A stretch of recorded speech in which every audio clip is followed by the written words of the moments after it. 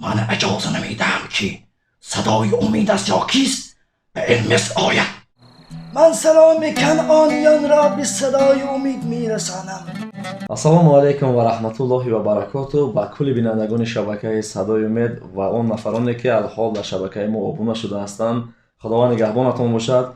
خب برادران عزیز، این قسم دیومی تقلید هست از فیلم حضرت یوسف در آوازی کلای آمون. این برادر سخنرانی میکند. خب گوش اندازین انشاءالله. اگر برایتون پسند آمده باشد انشاءالله باز نوارهای آینده نوارهای خوب خواهد شد. خیر گوش میکنیم برادران. سلام علیکم دوستانی عزیز، خوش آمدید به شبکه یوتیوب صدای امید برادرمان. در این قسم دومش از هنرمندایی که در مصر نقش آفریدن، در نقش رادی آمون، خدمتگاران کل آمون و شاهان مصر. دوم تقلیدن در نقش کل آمون، یعنی آنیخماهو کاین اعظم که بت پرستی همون زمانی کفریت بود.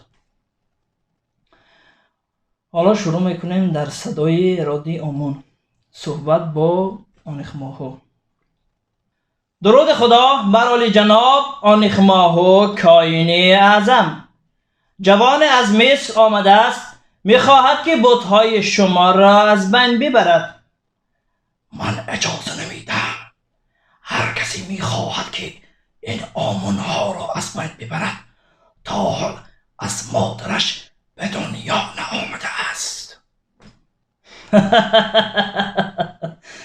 عالی جناب آنیخماهو، اون جوانی که میخواهد این آمونها را از بین ببرد عالی جناب یوزارسیف است که او را عالی جناب آمین خوتیب معاون و همکاری خود تعیین کرده است. حقی دارد که اینها را بشکند.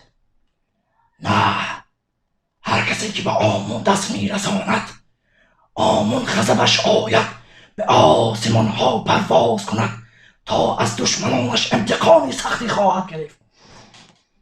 من نمیدونم، واسه خودتان میدونید. خب دوستان عزیز، حاضر با همین آواز یکم سخن دیگر میکند. گوش اندازید. درود خدا بر عالی جناب آنیخماهو کاین اعظم. یک جوان از جمهوری تاجیکستان به اسم صدای امید میخواهد که آمونها را از بین ببرد و چند قیسی میخواهد که در این مردم گمراه شده‌ای که شما به بت پرستی و شرک پرستی دعوت میکنید، میخواهد که اون مردم را با آن خدا یکتا پرستی شناسایی بکند.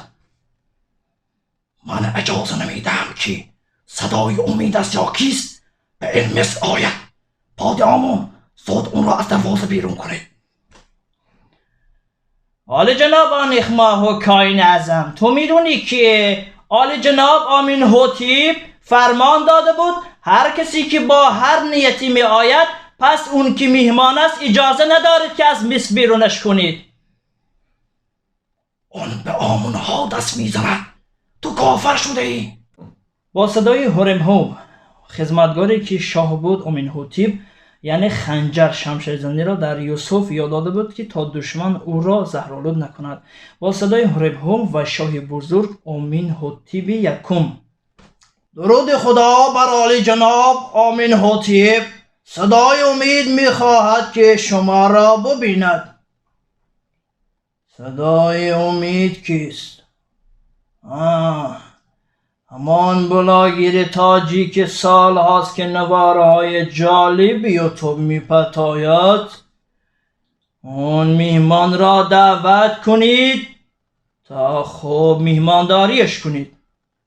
برید به چشم.